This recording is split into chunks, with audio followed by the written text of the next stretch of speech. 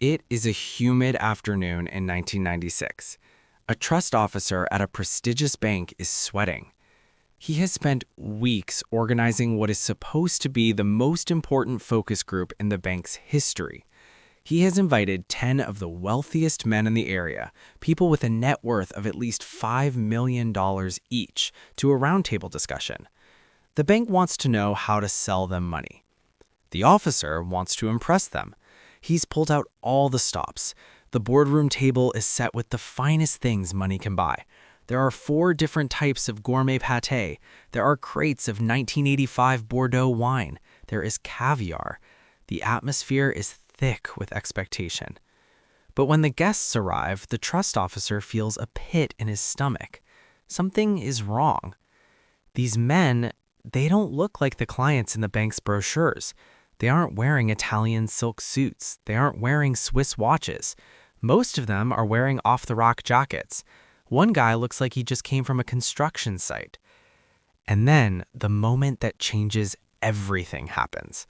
One of the multimillionaires, an older gentleman, looks at the spread of expensive wine and pâté, frowns, and looks at the host. He asks a simple question. "Do you have any Budweiser?" The bankers were shocked.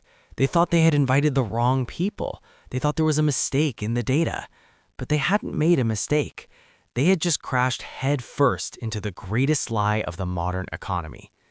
You see, we are programmed by television, by magazines, and now by social media to believe that wealth is consumption.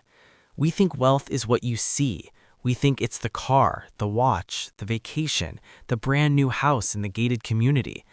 But what if I told you that the person driving that brand new luxury car in your neighborhood is likely broke? And what if I told you that the guy next to him, driving the 10-year-old pickup truck, wearing the faded jeans, is the richest man in town? This isn't a conspiracy theory. This is the result of a 20-year study by Thomas Stanley and William Danko, detailed in their groundbreaking book, The Millionaire Next Door. They surveyed thousands of households to discover the truth about the wealthy, and what they found is that almost everything we think we know about money is a hallucination. Over the next 30 minutes, I want to take you on a journey through this book. We aren't just going to summarize the chapters. We are going to dismantle your financial reality.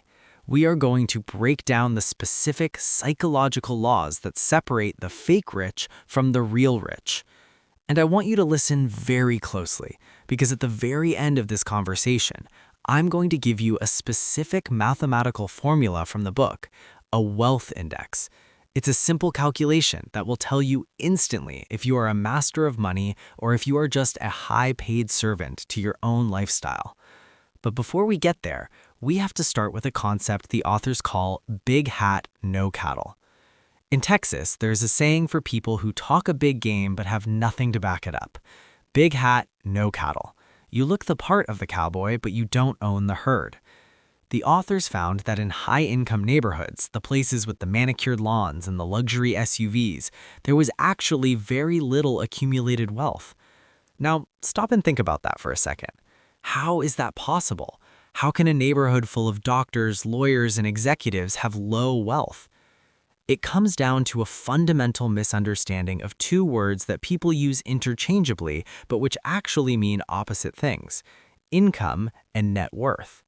Most of us chase income. We want the 6-figure salary, we want the bonus, we want the raise. But income is just the water flowing through the bucket. Net worth is the water that stays in the bucket. And the problem is most high-income earners have massive holes in their buckets. They have a mortgage that is too big. They have private school tuition. They have car leases. They have a need for status. The water drains out as fast as it goes in. To really understand this, I want to introduce you to 2 real people from the study. The authors give them pseudonyms, Dr. North and Dr. South. Both of these men are medical specialists. They're the same age, they have similar backgrounds, and crucially, they make the exact same salary, about $700,000 a year when adjusted for today's inflation. Dr. South is the person you imagine when you think rich. He lives in the exclusive country club district. He drives a late model Porsche. He wears tailored suits. He throws lavish parties. If you saw him on the street, you'd say, that guy has made it. Dr. North is different. He lives in a modest house in a standard middle-class neighborhood. He drives a domestic car that he bought 3 years ago. He buys wine by the case, but only when it's on sale. He wears a standard digital watch. Here is the kicker. Dr. North is a millionaire. His net worth is immense. He could stop working tomorrow and live for the rest of his life in comfort. Dr. South? He has almost zero net worth. In fact, if Dr. South stopped working today, he would be bankrupt in less than 6 months. He's living paycheck to paycheck. It's just a very large paycheck. The authors have a name for these two types of people, and I want you to figure out which one you are right now. Dr. South is what they call an UAW, an underaccumulator of wealth. He's possessed by high-status artifacts. He believes if he doesn't look successful, he isn't successful. He works for his possessions. Dr. North is a PAW, a prodigious accumulator of wealth. He derives pleasure from owning assets, not displaying them. He works for his freedom. This brings us to the most uncomfortable truth the book forces you to face. You cannot have your cake and eat it too. You can either look rich or you can be rich, but you rarely get to be both, especially when you're starting out. The millionaire next door doesn't live in Beverly Hills. He lives, well, next door, in a blue-collar or middle-class neighborhood. He's the guy who owns the dredging company or the pest control service or the paving business. He has the big hat, no cattle problem in reverse. He has huge cattle, and he doesn't even own a hat. But how do they actually do it? Is it just luck? Did they inherit it? Actually, the study shows that over 80% of these millionaires are first generation. They inherited nothing.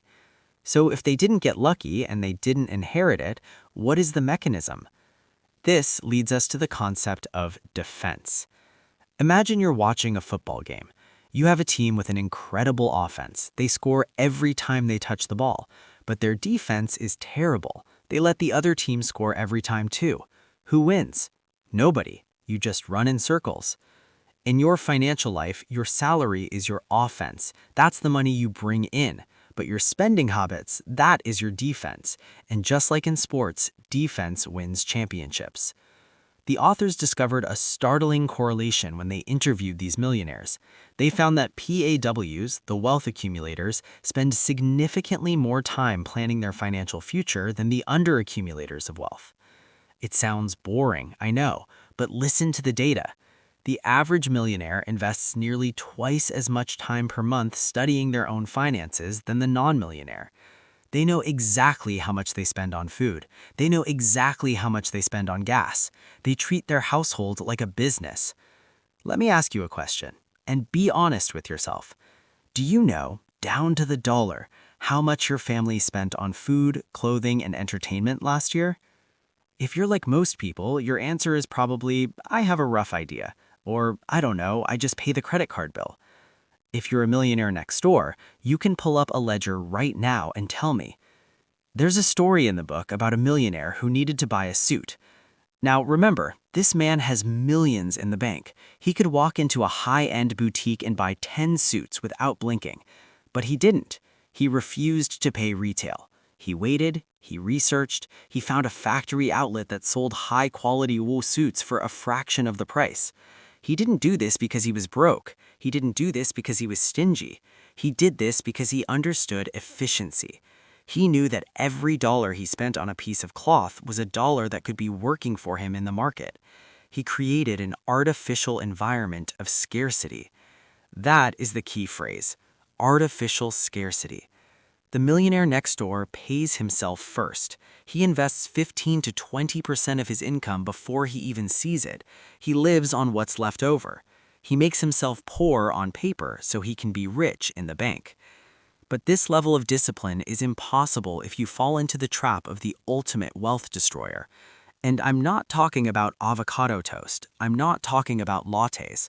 I'm talking about cars. The book spends an immense amount of time discussing the automobile industry. Why? Because cars are the #1 reason why the middle class stays middle class. Let's go back to our friend Dr. South. He drives a Porsche, or maybe it's a leased BMW. He tells himself, I'm a doctor. I need a safe car. I need a reliable car. I need a car that shows my patients I'm successful. But that car is a parasite. The typical millionaire in the study, they don't drive the current model year. They don't lease. In fact, a huge percentage of millionaires have never spent more than $30,000 on a vehicle in their entire lives. They buy used, they buy domestic, they drive them into the ground. They don't care if the valet looks down on them. Why? Because they understand opportunity cost. Let's run the numbers in your head. Imagine you buy a $60,000 luxury car on a loan. You're paying interest to look rich. You're losing money on depreciation every single day. Now, imagine you buy a $20,000 used car. It gets you from point A to point B just as well. And you take that extra $40,000 and